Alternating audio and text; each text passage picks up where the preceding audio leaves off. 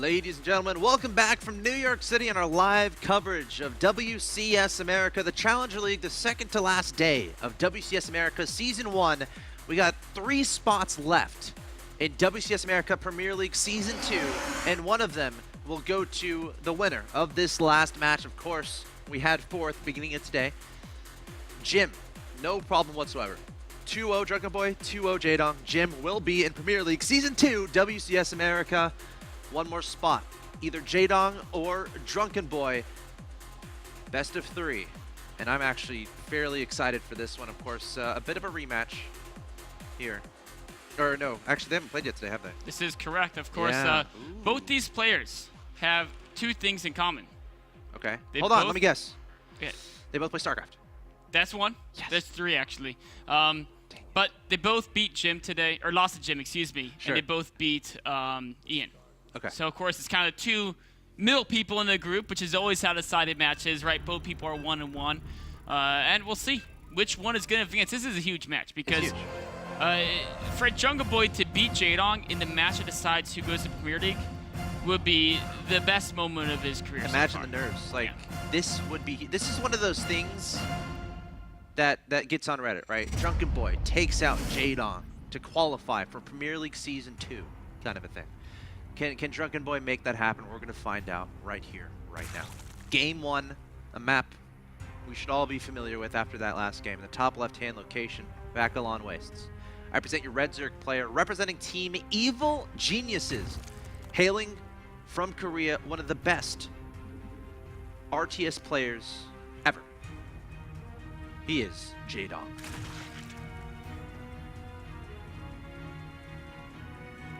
Legend. Absolute legend of the game. Facing off against an up-and-comer. I want to say 15 or 16 years old, 17 years old, very young, Canadian. Trying to upset, again, one of the best players in the world here. Can he make it happen for his country of Canada, for his team of FXO North America? He is your Blue Terran player, Drunkenboi. Based on what we saw last game, last series, we know probably how Drunkenboi is going to play this out. The question is, what is Drunkenboi, or what is Jaedong? How is he going to react differently to what Ian did? Is he going to throw in some more earlier stuff? Will Jaedong be able to keep control over the crazy drop play that Drunkenboi loves to do? You know, Jaedong's so good at multitasking. I'm not sure if he's going to fall to the drop play. But one thing is you can't say is that push Drunkenboi does with the Hellbats, the 1 tank, and the Marines. That can throw a Zerg player off. It can, and I'm not sure if Jaedong has seen that push before. I mean, he's played thousands of games at SC2, but that's not a common push to see. At least not spectacularly common. And so it's unclear if Jaedong is going to be prepared for that. The cool thing about it is, like, it looks like any standard drop opening, really. I mean, I guess if you can identify the tank. And the starport being a little bit later. Sure. Sure. Yeah. So it's like it's pretty minute timings that you have to kind of pay attention to appropriately react to it. In a current metagame or a current game state where Terrans are going for the Hellbat drops and then, you know, going into a 3rd command center, double engineer type stuff, you don't necessarily see that push. That's, you know, meant to exploit a player who maybe makes a little bit too many units earlier on, and maybe, again, with the idea to take your opponent off guard. So, first of all, we'll have to see if Drunkenboi actually does that, and then we'll have to see if Jaedong can react correctly. Well, he's already done something weird, which is he's getting a factory before expansion. Oh. Which is funny because it's like early on SC2, this like in Wings of Liberty, this wasn't too weird in the early days of Wings of Liberty, but it got to a point where if you, you know what, Jaedong's not going to see it either. I wonder if Drunkenboi knows that Jaedong didn't see it, because that overload got pretty close. pretty darn close. Yeah. I'm still a little bit shocked that he didn't see the factory. Yeah, he Like, got about they're as right close next as to he each could. other, aren't they? The barracks and factory are literally right next to each other. They were, Top and bottom. but it goes in a circle, right? And so if you Just the edge of the circle. Yep. Hit it, that perfect tangent line was right on 2 buildings. Huh. Well, And he's actually, so this is the 1 base build, and Jaedong didn't send, is he going to get the Zerg into the natural? No, I think he thought about it. if If he He's goes to very the National tentative. CISO Command Center, okay, that is not something, you know, if you're going to play mind games. And now the it does, Hellions. yeah. Now he does. I think you should have had the Marines at the top of the natural ramp. I agree.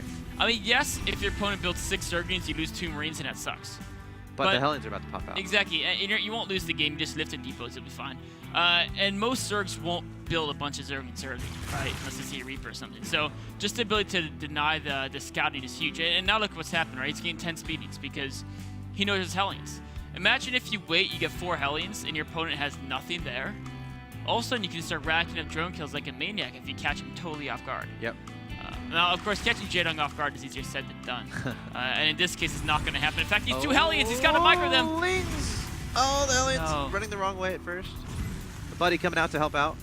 No. Oh, gosh. These Hellions are flirting with danger. Nice, decent micro beyond that initial. Oh, but Keeping I that powerful Hellion in the back. Oh, okay. The thing is when you're doing a 1-base build, every unit is so important. Yeah, no, that's a good point. Like, this attack, he wants to move out and threaten to Zerg, and he's trying to make a lean-proof army, right? Because that's the easiest unit for Zerg to make to defend us.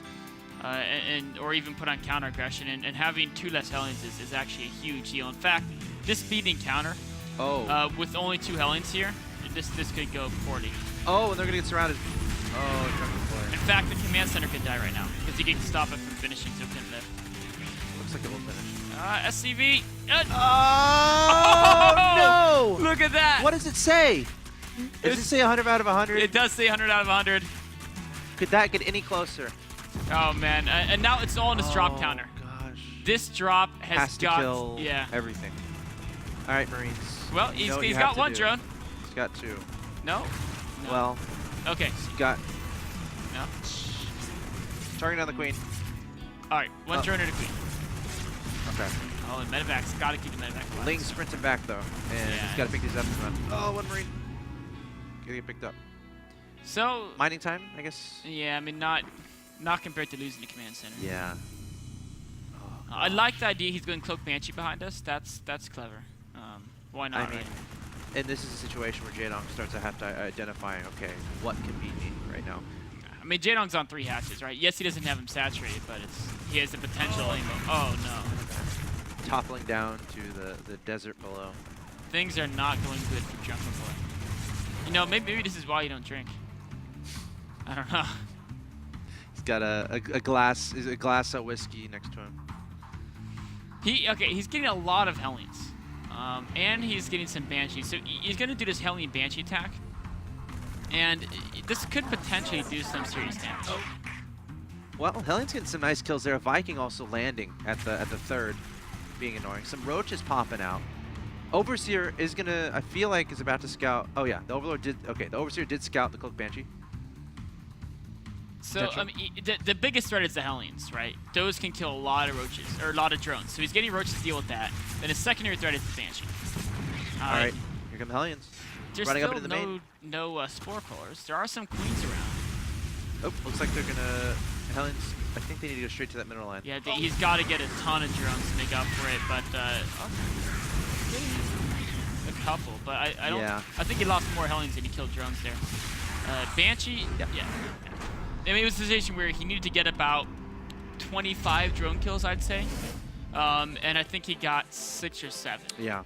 And he lost all the Hellions too, so it wasn't even like he just had no units. Nerves might be an issue there. I mean, again, it's such an important match. You're going up against Jaedong. It's done, isn't it? What's the definition of 100 over 100, Nick? Well, I think it was really 95.7 over 100, and it rounds up visually, Sure. but not in the game AI. Well, then it should say 997 out of 1,000. You know what? Shouldn't it? That would be a little bit confusing for. We should change the whole timing system to StarCraft. Just carry it out into like the millionth decimal place. Yeah. The big thing there was actually just losing the first Hellions, because when you lose the first Hellions, then you lose map control. And that link stuff doesn't necessarily happen. Yeah, exactly. If you have more Hellions, then it's not a big deal. So Drunkenboi falling pretty quickly in game 1. Can he turn it around and win 2 in a row against Jaedong? Not many have been able to do it in the past, guys. We're going to find out. Jaedong currently 1 win away from qualifying for WCS America Season 2 Premier League. Stay tuned. Game 2.